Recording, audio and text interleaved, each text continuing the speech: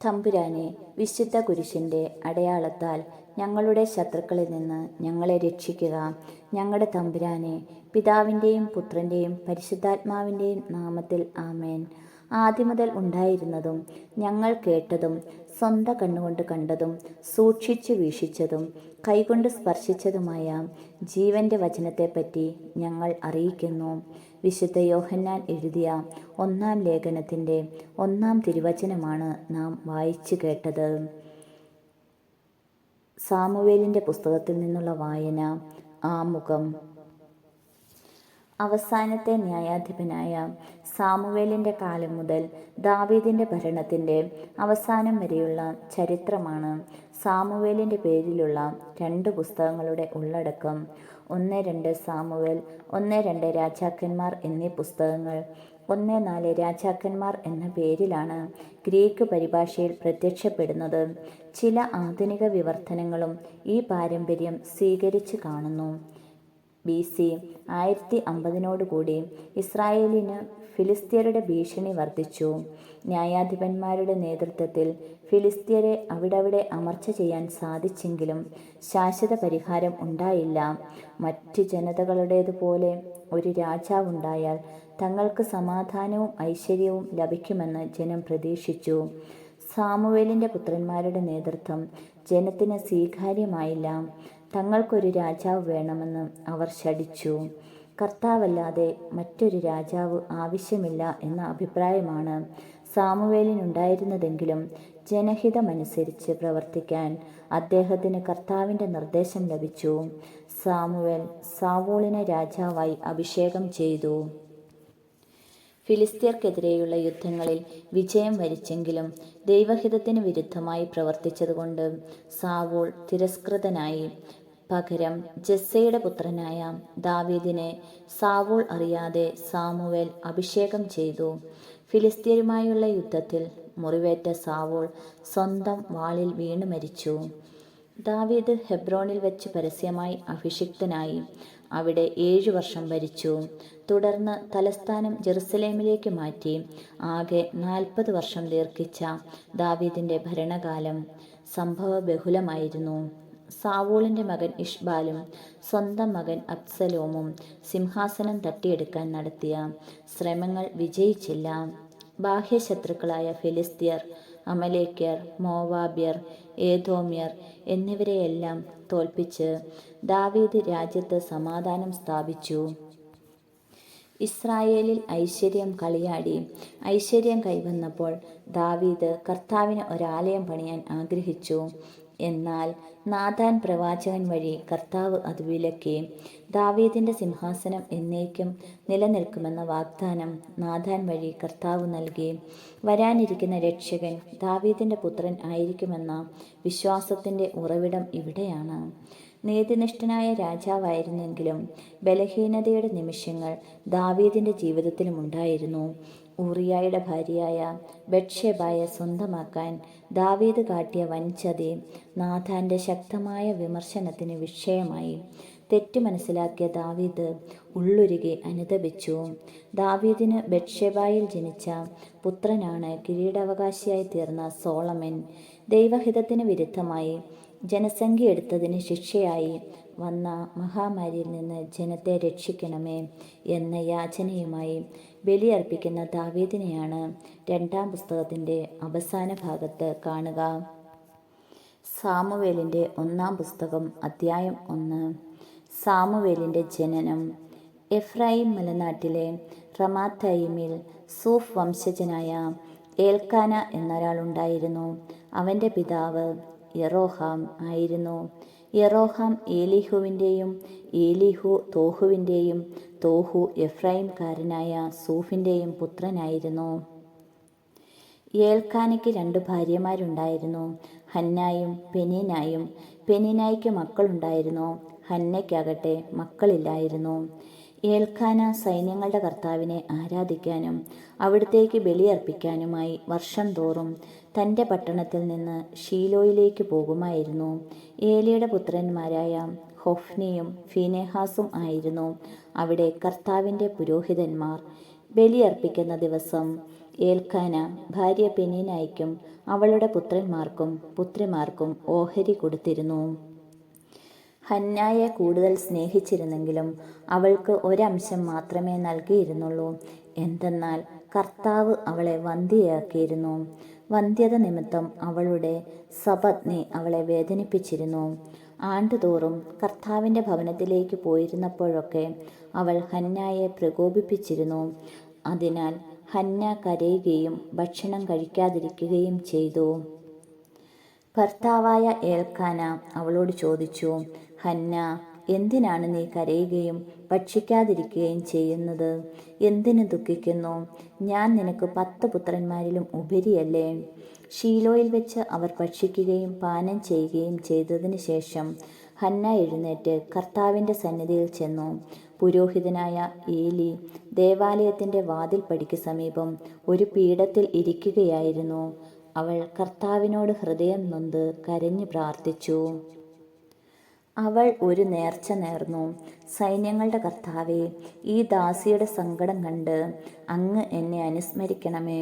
അങ്ങയുടെ ദാസിയെ വിസ്മരിക്കരുതേ. എനിക്കൊരു പുത്രനെ നൽകിയാൽ അവൻ്റെ ജീവിതകാലം മുഴുവൻ അവനെ ഞാൻ അങ്ങേക്ക് പ്രതിഷ്ഠിക്കും.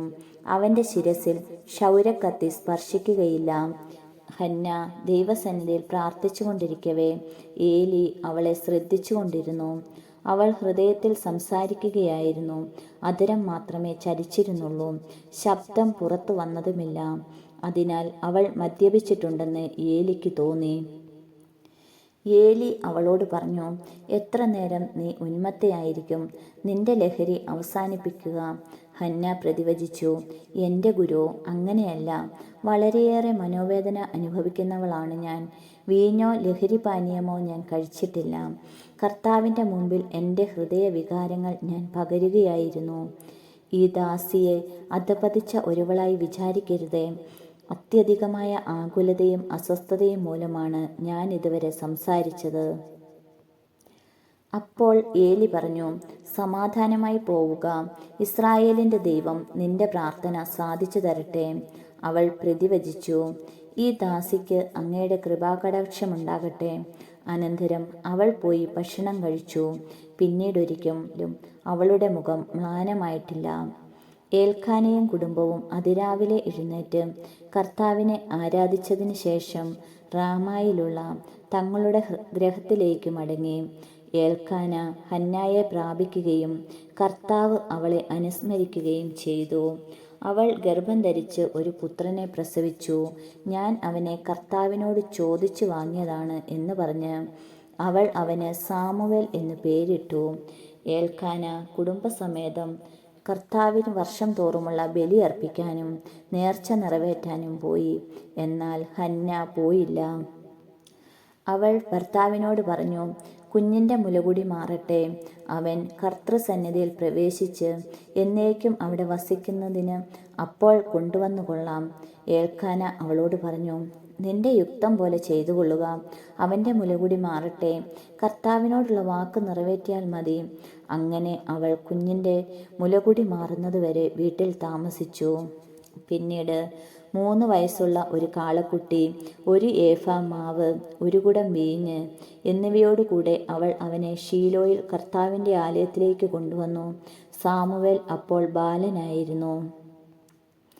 അവർ കാളക്കുട്ടിയെ ബലിയർപ്പിച്ചു. അനന്തരം ശിശുവിനെ ഏലിയുടെ അടുക്കൽ കൊണ്ടുവന്നു. അവൾ പറഞ്ഞു, ഗുരോ, ഇവിടെ അങ്ങയുടെ മുമ്പിൽ നിന്ന് കർത്താവിനോട് പ്രാർത്ഥിച്ച സ്ത്രീ തന്നെയാണ് ഞാൻ. ഈ കുഞ്ഞിനു വേണ്ടിയാണ് ഞാൻ പ്രാർത്ഥിച്ചത്. എൻ്റെ പ്രാർത്ഥന കർത്താവ് കേട്ടു. ആകയാൽ ഞാൻ അവനെ കർത്താവിന് സമർപ്പിച്ചിരിക്കുന്നു. ആജീവനാന്തം അവൻ കർത്താവിനുള്ളവനായിരിക്കും. അവർ കർത്താവിനെ ആരാധിച്ചു. സാമുവേലിൻ്റെ 1-ാം പുസ്തകം അധ്യായം 2. ഹന്നായുടെ കീർത്തനം. ഹന്ന ഇങ്ങനെ പ്രാർത്ഥിച്ചു, എൻ്റെ ഹൃദയം കർത്താവിൽ ആനന്ദിക്കുന്നു. എൻ്റെ ശിരസ് കർത്താവിൽ ഉയർന്നിരിക്കുന്നു. എൻ്റെ അധരം ശത്രുക്കളെ പരിഹസിക്കുന്നു. എന്തെന്നാൽ അവിടുത്തെ രക്ഷയിൽ ഞാൻ ആനന്ദിക്കുന്നു. കർത്താവിനെ പോലെ പരിശുദ്ധനായി മറ്റാരുമില്ല. കർത്താവല്ലാതെ മറ്റാരുമില്ല. നമ്മുടെ ദൈവത്തെപ്പോലെ സുസ്ഥിരമായ ഒരു ആശ്രയവും ഇല്ല.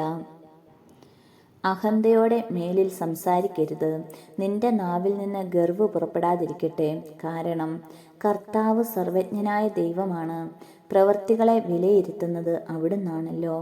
വീരന്മാരുടെ വില്ലുകൾ തകരുന്നു, ബലഹീനരാകട്ടെ ശക്തി പ്രാപിക്കുന്നു.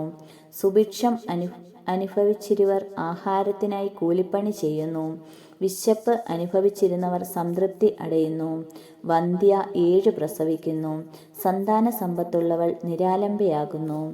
കർത്താവ് ജീവൻ എടുക്കുകയും കൊടുക്കുകയും ചെയ്യുന്നു. അവിടുന്ന് പാതാളത്തിലേക്ക് ഇറക്കുകയും അവിടെ നിന്ന് കയറ്റുകയും ചെയ്യുന്നു. ദരിദ്രനും ധനികനും ആക്കുന്നത് കർത്താവാണ്.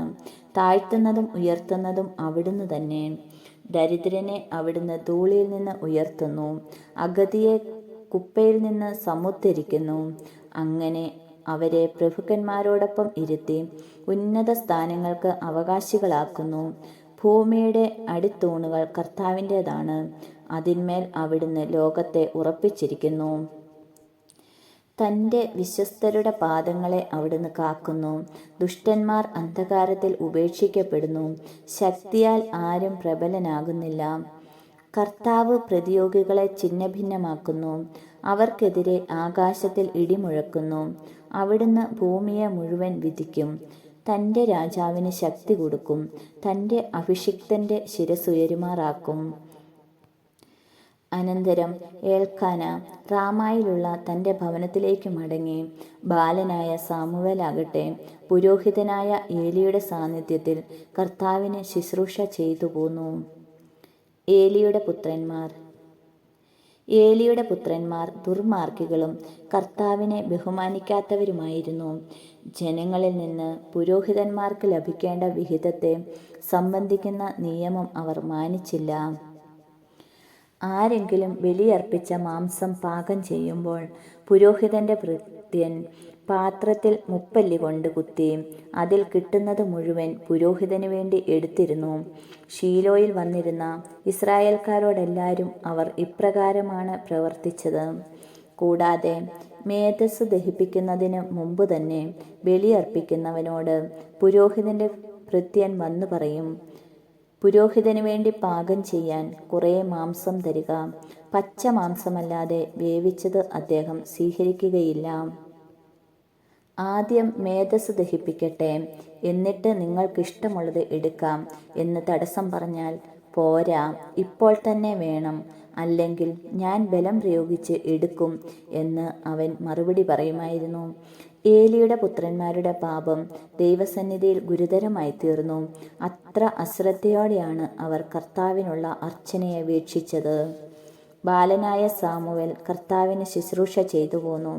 ചണനൂൽ കൊണ്ടുള്ള ഒരു വിശേഷ വസ്ത്രമാണ് അവൻ ധരിച്ചിരുന്നത്. ബലിയർപ്പിക്കാൻ ഭർത്താവിനോടൊത്ത് വർഷം തോറും പോകുമ്പോൾ അവൻ്റെ അമ്മ ചെറിയ ഉടുപ്പുണ്ടാക്കി അവന് കൊടുത്തിരുന്നു. കർത്താവിന് സമർപ്പിച്ച ഈ കുട്ടിക്ക് പകരം ഈ സ്ത്രീയിൽ നിന്ന് തന്നെ വേറെ സന്താനങ്ങളെ ദൈവം നൽകട്ടെ എന്ന് ഏൽക്കാനയെയും ഭാര്യയെയും ഏലി അനുഗ്രഹിച്ചിരിക്കുന്നു. പിന്നീട് അവർ വീട്ടിലേക്ക് പോകും. കർത്താവ് ഹന്നായെ കടാക്ഷിച്ചു. അവൾ ഗർഭം ധരിച്ച് 3 പുത്രന്മാരെയും 2 പുത്രിമാരെയും പ്രസവിച്ചു. ബാലനായ സാമുവേലാകട്ടെ കർത്താവിൻ്റെ സന്നിധിയിൽ വളർന്നു വന്നു. ഏലി വൃദ്ധനായി. തൻ്റെ പുത്രന്മാർ ഇസ്രായേൽ ജനത്തോട് ചെയ്തിരുന്നതെല്ലാം അവൻ കേട്ടു. സമാഗമ കൂടാരത്തിൻ്റെ പ്രവേശന കവാടത്തിൽ ജോലി ചെയ്തിരുന്ന സ്ത്രീകളോടൊത്ത് അവർ ശയിച്ചിരുന്ന വിവരവും അവൻ അറിഞ്ഞു. അവൻ അവരോട് പറഞ്ഞു, എന്താണ് നിങ്ങൾ ഈ ചെയ്യുന്നത്? നിങ്ങളുടെ ദുഷ്കൃത്യങ്ങളെപ്പറ്റി ഓരോരുത്തർ പറയുന്നത് ഞാൻ കേൾക്കുന്നു. മക്കളെ, മേലാൽ അങ്ങനെ ചെയ്യരുത്. നിങ്ങളെപ്പറ്റി ദൈവജനം പറഞ്ഞ് ഞാൻ കേൾക്കുന്ന കാര്യങ്ങൾ തീരെ നന്നല്ല. മനുഷ്യൻ മനുഷ്യനോട് പാപം ചെയ്താൽ ദൈവം അവന് വേണ്ടി മധ്യസ്ഥം വഹിക്കും. കർത്താവിനോട് പാപം ചെയ്താൽ ആർ മധ്യസ്ഥം വഹിക്കും? പക്ഷേ അവർ പിതാവിൻ്റെ വാക്ക് കേട്ടില്ല. കാരണം അവരെ നശിപ്പിക്കാൻ കർത്താവ് നിശ്ചയിച്ചിരുന്നു. ബാലനായ സാമുവേലാകട്ടെ കർത്താവിൻ്റെയും മനുഷ്യരുടെയും പ്രീതിയിൽ വളർന്നു വന്നു. കർത്താവ് അയച്ച ഒരാൾ ഏലിയുടെ അടുക്കൽ വന്നു പറഞ്ഞു, കർത്താവ് ഇപ്രകാരം പറയുന്നു, നിന്റെ പിതാവിൻ്റെ കുടുംബം ഈജിപ്തിൽ ഫറവോയുടെ ഭവനത്തിൽ അടിമയായിരിക്കുമ്പോൾ ഞാൻ അവർക്ക് എന്നെ തന്നെ വെളിപ്പെടുത്തി. എൻ്റെ ബലിപീഠത്തെ സമീപിക്കാനും ധൂപാർപ്പണം നടത്താനും എൻ്റെ മുൻപിൽ ഏഫോദ് ധരിക്കാനും ഇസ്രായേലിൻ്റെ എല്ലാ ഗോത്രങ്ങളിലും നിന്ന് ഞാൻ അവനെ എൻ്റെ പുരോഹിതനായി തിരഞ്ഞെടുത്തു. ഇസ്രായേൽ മക്കൾ ദഹനബലിക്ക് അർപ്പിച്ചതെല്ലാം നിന്റെ പിതൃഭവനത്തിന് ഞാൻ കൊടുത്തു. എന്നിട്ടും എന്തുകൊണ്ടാണ് എനിക്ക് അർപ്പിക്കണമെന്ന് കൽപ്പിച്ചിട്ടുള്ള ബലികളെയും കാഴ്ചകളെയും നീ ആർത്തിയോടെ നോക്കുന്നത്? നിങ്ങൾ എൻ്റെ ജനം എനിക്കർപ്പിക്കുന്ന സകല ബലികളുടെയും വിശിഷ്ട ഭാഗം തിന്നുകൊഴുത്തു. എന്നേക്കാൾ കൂടുതൽ നിന്റെ മക്കളെ നീ ബഹുമാനിക്കുന്നതെന്ത്? അതിനാൽ ഇസ്രായേലിൻ്റെ ദൈവമായ കർത്താവ് അരുളി ചെയ്യുന്നു, നിന്റെയും നിന്റെ പിതാവിൻ്റെയും കുടുംബം നിത്യവും എനിക്ക് ശുശ്രൂഷ ചെയ്യുമെന്ന് ഞാൻ വാഗ്ദാനം ചെയ്തിരുന്നു. എന്നാൽ ഇപ്പോൾ കർത്താവായ ഞാൻ പ്രഖ്യാപിക്കുന്നു, ഇനി അങ്ങനെ ആയിരിക്കുകയില്ല. എന്നെ ആദരിക്കുന്നവരെ ഞാനും ആദരിക്കും, എന്നെ നിന്ദിക്കുന്നവർ നിന്ദിക്കപ്പെടും. വാർദ്ധക്യത്തിലെത്താൻ ആർക്കും ഇടയാകാത്ത വിധം നിന്റെയും നിന്റെ പിതൃകുടുംബത്തിൻ്റെയും ശക്തി ഞാൻ ക്ഷയിപ്പിക്കുന്ന ദിവസം ഇതാ അടുത്തിരിക്കുന്നു. ഇസ്രായേൽ ജനത്തിൽ മറ്റുള്ളവർക്ക് ഞാൻ നൽകുന്ന അനുഗ്രഹങ്ങൾ കണ്ട് നിങ്ങൾ അസ്വസ്ഥരും അസൂയാലുക്കളുമാകും. പക്ഷേ നിന്റെ കുടുംബത്തിൽ പ്രായം ചെന്നവരായി മേലിൽ ആരും ഉണ്ടാവുകയില്ല. നിങ്ങളിൽ ഒരുവനെ എൻ്റെ ബലിപീഠത്തിൽ നിന്ന് ഞാൻ വിച്ഛേദിക്കുകയില്ല. കണ്ണുനീരുകൊണ്ട് അവൻ്റെ കാഴ്ച മങ്ങുകയും ഹൃദയം ഉരുകുകയും ചെയ്യും. നിന്റെ സന്താനങ്ങൾ വാളിനിരയാകും. നിന്റെ പുത്രന്മാരായ ഹൊഫ്നിയും ഫീനെഹാസും ഒരേ ദിവസം തന്നെ മരിക്കും. ഇത് നിനക്ക് അടയാളമായിരിക്കും. എനിക്ക് വേണ്ടി വിശ്വസ്തനായ ഒരു പുരോഹിതനെ ഞാൻ തിരഞ്ഞെടുക്കും. എൻ്റെ ഹൃദയാഭിലാഷമനുസരിച്ച് അവൻ പ്രവർത്തിക്കും. അവൻ്റെ കുടുംബം ഞാൻ നിലനിർത്തും. എൻ്റെ അഭിഷിക്തൻ്റെ സന്നിധിയിൽ അവൻ നിത്യവും ശുശ്രൂഷ ചെയ്യും. നിന്റെ കുടുംബത്തിൽ അവശേഷിക്കുന്നവരെല്ലാം ഒരു വെള്ളിക്കാശിനും ഒരു കഷണം അപ്പത്തിനും വേണ്ടി അവനോട് യാചിച്ചുകൊണ്ട് പറയും, ഒരു കഷണം അപ്പം ലഭിക്കേണ്ടതിന് എന്നെ ഏതെങ്കിലും ഒരു പുരോഹിത വൃത്തിക്ക് ചേർക്കണമേ. സാമുവേലിൻ്റെ 1-ാം പുസ്തകം അധ്യായം 3. സാമുവേലിനെ വിളിക്കുന്നു. ഏലിയുടെ സാന്നിധ്യത്തിൽ ബാലനായ സാമുവേൽ കർത്താവിന് ശുശ്രൂഷ ചെയ്തു പോന്നു. അക്കാലത്ത് കർത്താവിൻ്റെ അരുളപ്പാട്ട് ചുരുക്കമായിട്ടേ ലഭിച്ചിരുന്നുള്ളൂ. ദർശനങ്ങൾ വിരളമായിരുന്നു. ഏലി ഒരു ദിവസം തൻ്റെ മുറിയിൽ കിടക്കുകയായിരുന്നു. അവന് ഒന്നും കാണാൻ കഴിയാത്ത വിധം കാഴ്ച മങ്ങിത്തുടങ്ങിയിരുന്നു. ദൈവത്തിൻ്റെ മുൻപിലെ ദീപം അണഞ്ഞിരുന്നില്ല. സാമുവേൽ ദേവാലയത്തിൽ ദൈവത്തിൻ്റെ പേടകം സ്ഥിതി ചെയ്യുന്നതിനരികെ കിടക്കുകയായിരുന്നു. അപ്പോൾ കർത്താവ് സാമുവേലിനെ വിളിച്ചു. Samuel, Samuel. അവൻ വിളി കേട്ടു. ഞാൻ ഇതാ. അവൻ ഏലിയുടെ അടുക്കലേക്കോടി. അങ്ങ് എന്നെ വിളിച്ചല്ലോ, ഞാൻ ഇതാ വന്നിരിക്കുന്നു എന്ന് പറഞ്ഞു. ഏലി പറഞ്ഞു, ഞാൻ നിന്നെ വിളിച്ചില്ല, പോയി കിടന്നുകൊള്ളുക. അവൻ പോയി കിടന്നു. കർത്താവ് വീണ്ടും സാമുവേലിനെ വിളിച്ചു. സാമുവേൽ. അവൻ എഴുന്നേറ്റ് ഏലിയുടെ അടുക്കലേക്ക് ചെന്ന് പറഞ്ഞു, അങ്ങ് എന്നെ വിളിച്ചല്ലോ, ഞാനിതാ വന്നിരിക്കുന്നു. ഏലി പറഞ്ഞു, മകനെ, നിന്നെ ഞാൻ വിളിച്ചില്ല, പോയി കിടന്നുകൊള്ളുക. കർത്താവാണ് വിളിച്ചതെന്ന് സാമുവേൽ അപ്പോഴും അറിഞ്ഞില്ല. കാരണം അതുവരെ കർത്താവിൻ്റെ ശബ്ദം അവന് വെളിവാക്കപ്പെട്ടിരുന്നില്ല. മൂന്നാമതും കർത്താവ് സാമുവേലിനെ വിളിച്ചു. അവൻ എഴുന്നേറ്റ് ഏലിയുടെ അടുത്ത് ചെന്ന് പറഞ്ഞു, അങ്ങ് എന്നെ വിളിച്ചല്ലോ, ഞാനിതാ വന്നിരിക്കുന്നു. കർത്താവാണ് ബാലനെ വിളിച്ചതെന്ന് അപ്പോൾ ഏലിക്ക് മനസ്സിലായി. അതിനാൽ ഏലി സാമുവേലിനോട് പറഞ്ഞു, പോയി കിടന്നുകൊള്ളുക. ഇനി നിന്നെ വിളിച്ചാൽ കർത്താവേ, അരുളി ചെയ്താലും അങ്ങയുടെ ദാസൻ ഇതാ ശ്രവിക്കുന്നു എന്ന് പറയണം. സാമുവേൽ പോയി കിടന്നു. അപ്പോൾ കർത്താവ് വന്നു നിന്ന് മുൻപിലത്തെ പോലെ സാമുവേൽ, സാമുവേൽ എന്ന് വിളിച്ചു. സാമുവേൽ പ്രതിവചിച്ചു, അരുളി ചെയ്താലും അങ്ങയുടെ ദാസൻ ഇതാ ശ്രവിക്കുന്നു. കർത്താവ് അവനോട് പറഞ്ഞു, ഇസ്രായേൽ ജനതയോട് ഞാൻ ഒരു കാര്യം ചെയ്യാൻ പോകുകയാണ്. അത് കേൾക്കുന്നവൻ്റെ ഇരുചെവികളും തരിച്ചുപോകും. ഏലിയുടെ കുടുംബത്തിനെതിരായി ഞാൻ പറഞ്ഞിട്ടുള്ളതെല്ലാം അന്ന് ഞാൻ ആദ്യന്തം നിർവഹിക്കും. മക്കൾ ദൈവദൂഷണം പറയുന്ന കാര്യം അറിഞ്ഞിട്ടും അവരെ തടയാഞ്ഞതുമൂലം ഞാൻ അവൻ്റെ കുടുംബത്തിൻ്റെ മേൽ എന്നേക്കുമായി ശിക്ഷാവിധി നടത്താൻ പോവുകയാണെന്ന് ഞാൻ പറയുന്നു. ഏലി കുടുംബത്തിൻ്റെ പാപത്തിന് ബലികളും കാഴ്ചകളും ഒരിക്കലും പരിഹാരമാവുകയില്ലെന്ന് ഞാൻ ശപഥം ചെയ്യുന്നു. പ്രഭാതം വരെ സാമുവേൽ കിടന്നു. അനന്തരം അവൻ കർത്താവിൻ്റെ ആലയത്തിൻ്റെ വാതിലുകൾ തുറന്നു. തനിക്കുണ്ടായ ദർശനം ഏലിയോട് പറയാൻ അവൻ ഭയപ്പെട്ടു. അപ്പോൾ ഏലി, മകനെ സാമുവേൽ എന്ന് വിളിച്ചു. ഞാനിതാ എന്ന് അവൻ വിളി കേട്ടു. ഏലി ചോദിച്ചു, അവിടുന്ന് എന്താണ് നിന്നോട് പറഞ്ഞത്? എന്നിൽ നിന്ന് മറച്ചു വയ്ക്കരുത്. അവിടുന്ന് പറഞ്ഞതിലെന്തെങ്കിലും എന്നിൽ നിന്ന് മറച്ചു വെച്ചാൽ ദൈവം നിന്നെ കഠിനമായി ശിക്ഷിക്കട്ടെ. സാമുവേൽ ഒന്നും മറച്ചു വയ്ക്കാതെ എല്ലാം അവനോട് പറഞ്ഞു. അപ്പോൾ ഏലി, അത് കർത്താവാണ്, അവിടുത്തേക്ക് യുക്തമെന്ന് തോന്നുന്നത് പ്രവർത്തിക്കട്ടെ എന്ന് പറഞ്ഞു. സാമുവേൽ വളർന്നു വന്നു. കർത്താവ് അവനോടുകൂടെ ഉണ്ടായിരുന്നു. അവൻ്റെ വാക്കുകളിലൊന്നും വ്യർത്ഥമാകാൻ അവിടുന്ന് ഇടവരുത്തിയില്ല.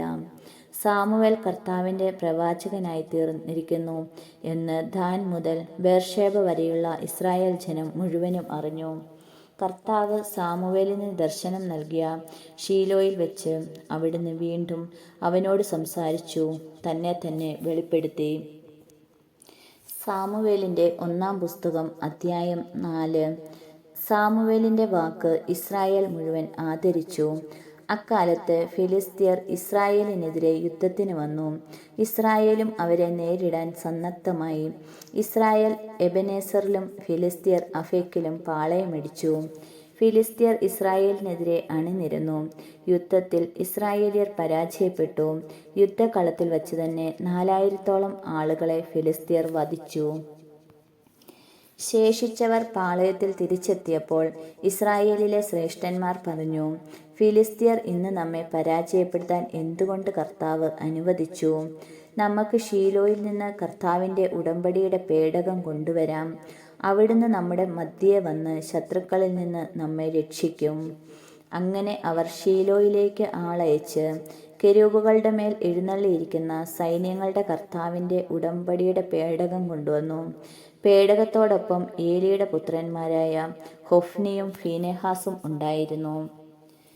കർത്താവിൻ്റെ ഉടമ്പടിയുടെ പേടകം കൂടാരത്തിലെത്തിയപ്പോൾ ഇസ്രായേൽ മുഴുവൻ ആനന്ദം കൊണ്ട് ആർത്തു വിളിച്ചു. അത് ഭൂമിയിലെങ്ങും പ്രതിധ്വനിച്ചു. വാഗ്ദാന പേടകം നഷ്ടപ്പെടുന്നു. ആ ശബ്ദം ഫിലിസ്ത്യർ കേട്ടു. ഹെബ്രായരുടെ കൂടാരത്തിൽ നിന്ന് പുറപ്പെടുന്ന ഈ ഉഗ്രാട്ടഹാസത്തിൻ്റെ സൂചന എന്തെന്ന് അവർ തിരക്കി. കർത്താവിൻ്റെ പേടകം കൂടാരത്തിലെത്തിയെന്ന് അവർ മനസ്സിലാക്കി. അപ്പോൾ ഫിലിസ്ത്യർ ഭയചകിതരായി. അവർ പറഞ്ഞു, പാളയത്തിൽ ദേവന്മാർ എത്തിയിട്ടുണ്ട്. നമ്മൾ നശിച്ചു. മുൻപൊരിക്കലും ഇതുപോലെ സംഭവിച്ചിട്ടില്ല. ആ ദേവന്മാരുടെ ശക്തിയിൽ നിന്ന് ആർ നമ്മെ രക്ഷിക്കും? മരുഭൂമിയിൽ വച്ച് നിരവധി ബാധകൾ കൊണ്ട് ഈജിപ്തുകാരെ ഞെരുക്കിയ ദേവന്മാരാണവർ. ഫിലിസ്ത്യരെ, നിങ്ങൾ ധീരതയോടും പൗരുഷത്തോടും കൂടെ യുദ്ധം ചെയ്യുവിൻ. അല്ലെങ്കിൽ ഹെബ്രായർ നമുക്ക് അടിമകളായിരുന്നതുപോലെ നാം അവർക്ക് അടിമകളാകേണ്ടി വരും. അതുകൊണ്ട് പൗരുഷത്തോടെ പൊരുതുവിൻ.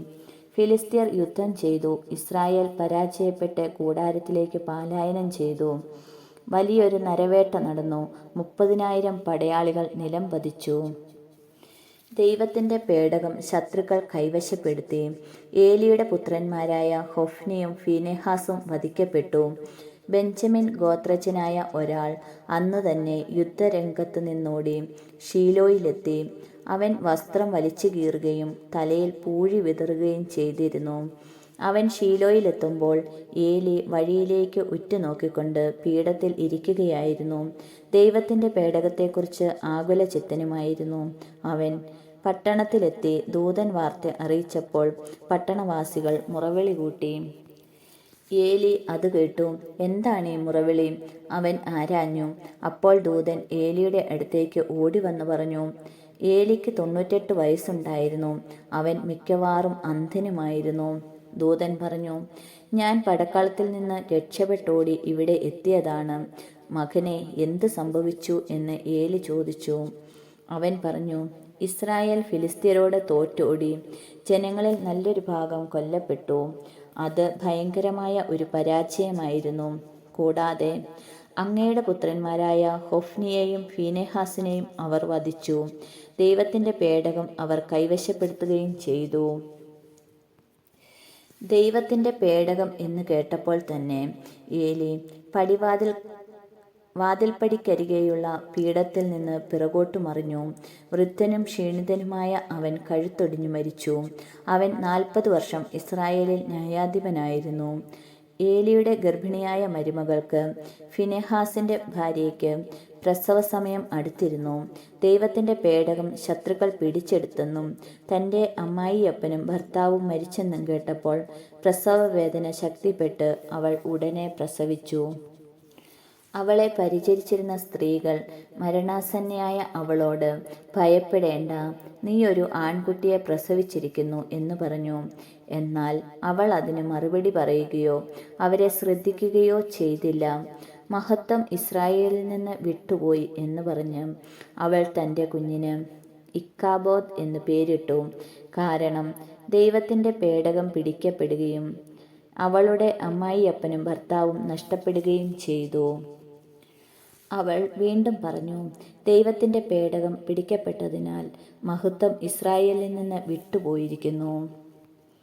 സാമുവേലിൻ്റെ 1-ാം പുസ്തകം അധ്യായം 5. പേടകം ഫിലിസ്ത്യരുടെ ഇടയിൽ. ഫിലിസ്ത്യർ ദൈവത്തിൻ്റെ പേടകം കൈവശപ്പെടുത്തി എബ്നേസറിൽ നിന്ന് അഷ്ദോദിലേക്ക് കൊണ്ടുപോയി അവിടെ ദാഗോന്റെ ക്ഷേത്രത്തിലെ പ്രതിഷ്ഠയ്ക്ക് സമീപം സ്ഥാപിച്ചു. അടുത്ത ദിവസം പ്രഭാതത്തിൽ അഷ്ദോദിലെ ജനങ്ങൾ ഉണർന്നപ്പോൾ ദാഗോന്റെ ബിംബം കർത്താവിൻ്റെ പേടകത്തിന് മുൻപിൽ നിലത്ത് മറിഞ്ഞു കിടക്കുന്നത് കണ്ടു. അവർ അതെടുത്ത് യഥാപൂർവം സ്ഥാപിച്ചു. പിറ്റേന്നും അവർ ഉണർന്നപ്പോൾ ദാഗോന്റെ ബിംബം കർത്താവിൻ്റെ പേടകത്തിന് മുൻപിൽ മറിഞ്ഞു കിടക്കുന്നു. ദാഗോന്റെ തലയും കൈകളും അറ്റ് വാതിൽപ്പടിയിൽ കിടക്കുന്നു. ഉടൽ മാത്രം അവശേഷിച്ചിരുന്നു. അതുകൊണ്ടാണ് ദാഗോന്റെ പുരോഹിതന്മാരും അവിടെ പ്രവേശിക്കുന്ന മറ്റുള്ളവരും അഷ്ദോദിലുള്ള ദാഗോന്റെ വാതിൽപ്പടിയിൽ ചവിട്ടാത്തത്. കർത്താവിൻ്റെ കരം അഷ്ദോദിലുള്ള ജനങ്ങൾക്കെതിരെ പ്രബലമായി. അവിടുന്ന് അവരെ ഭയപ്പെടുത്തി. അഷ്ദോദിലും പരിസരങ്ങളിലുമുള്ളവർക്ക് കുരുക്കൾ വരുത്തി അവരെ കഷ്ടപ്പെടുത്തി. ഇത് കണ്ട് അഷ്ദോദിലെ ജനങ്ങൾ പറഞ്ഞു, ഇസ്രായേലിൻ്റെ ദൈവത്തിൻ്റെ പേടകം നമ്മുടെ ഇടയിൽ ഇരിക്കണ്ട. അവിടുത്തെ കരം നമ്മുടെയും നമ്മുടെ ദേവനായ ദാഗോന്റെയും മേൽ പ്രബലപ്പെട്ടിരിക്കുന്നു. അവർ ആളയച്ച് ഫിലിസ്ത്യ പ്രഭുക്കന്മാരെയെല്ലാം വിളിച്ചുകൂട്ടി. ഇസ്രായേലിയരുടെ ദൈവത്തിൻ്റെ പേടകം നാം എന്താണ് ചെയ്യേണ്ടതെന്ന് ചോദിച്ചു. ഗത്തിലേക്ക് കൊണ്ടുപോകാമെന്ന് അവർ പറഞ്ഞു. ദൈവത്തിൻ്റെ പേടകം അവർ അങ്ങോട്ട് കൊണ്ടുപോയി. അവിടെ എത്തിയപ്പോൾ കർത്താവ് ആ നഗരത്തെയും ശിക്ഷിച്ചു. ജനങ്ങൾ സംഭ്രാന്തരായി. ആബാലവൃദ്ധം ജനങ്ങളും കുരുക്കൾ മൂലം കഷ്ടപ്പെട്ടു. അതിനാൽ ദൈവത്തിൻ്റെ പേടകം അവർ എക്രോണിലേക്ക് അയച്ചു. എന്നാൽ പേടകം എക്രോണിലെത്തിയപ്പോൾ തദ്ദേശവാസികൾ മുറവിളി കൂട്ടി, നമ്മെയും നമ്മുടെ ജനത്തെയും നശിപ്പിക്കാൻ ഇസ്രായേലിൻ്റെ ദൈവത്തിൻ്റെ പേടകം നമ്മുടെ അടുത്തേക്ക് കൊണ്ടുവന്നിരിക്കുന്നു. അവർ വീണ്ടും ഫിലിസ്ത്യ പ്രഭുക്കന്മാരെ വിളിച്ചുകൂട്ടി, ഇസ്രായേലിയരുടെ ദൈവത്തിൻ്റെ പേടകം വിട്ടുകൊടുക്കുക, നമ്മെയും നമ്മുടെ ജനത്തെയും നശിപ്പിക്കാതിരിക്കാൻ അത് തിരിച്ചയക്കുക എന്ന് പറഞ്ഞു. സംഭ്രാന്തി നഗരത്തെ മുഴുവൻ ബാധിച്ചു. കാരണം ദൈവം അവരെ കഠിനമായി ശിക്ഷിച്ചുകൊണ്ടിരുന്നു. മരിക്കാതെ അവശേഷിച്ചവരെ കുരുക്കൾ ബാധിച്ചു. നഗരവാസികളുടെ നിലവിളി ആകാശത്തിലേക്കുയർന്നു. ദൈവമായ കർത്താവിന് സ്തുതി. സ്വർഗസ്ഥനായ ഞങ്ങളുടെ പിതാവേ, അങ്ങയുടെ നാമം പൂജിതമാകണമേ. അങ്ങയുടെ രാജ്യം വരണമേ. അങ്ങയുടെ തിരുമനസ് സ്വർഗത്തിലെ പോലെ ഭൂമിയിലും ആകണമേ. അന്നന്ന് വേണ്ടുന്ന ആഹാരം ഇന്ന് ഞങ്ങൾക്ക് തരണമേ. ഞങ്ങളോട് തെറ്റ് ചെയ്യുന്നവരോട് ഞങ്ങൾ ക്ഷമിക്കുന്നത് പോലെ ഞങ്ങളുടെ തെറ്റുകൾ ഞങ്ങളോടും ക്ഷമിക്കണമേ. ഞങ്ങളെ പ്രലോഭനത്തിൽ ഉൾപ്പെടുത്തരുതേ. തിന്മയിൽ നിന്ന് ഞങ്ങളെ രക്ഷിക്കണമേ. ആമേൻ. നന്മ നിറഞ്ഞ മറിയമേ, സ്വസ്തി, കർത്താവ് അങ്ങയോടുകൂടെ സ്ത്രീകളിൽ അങ്ങ് അനുഗ്രഹിക്കപ്പെട്ടവളാകുന്നു. അങ്ങയുടെ ഉദരത്തിൻ ഫലമായ ഈശോ അനുഗ്രഹിക്കപ്പെട്ടവനാകുന്നു. പരിശുദ്ധ മറിയമേ, തമ്പുരാന്റെ അമ്മേ, പാപികളായ ഞങ്ങൾക്ക് വേണ്ടി ഇപ്പോഴും ഞങ്ങളുടെ മരണസമയത്തും തമ്പുരാനോട് അപേക്ഷിക്കണമേ. ആമേൻ.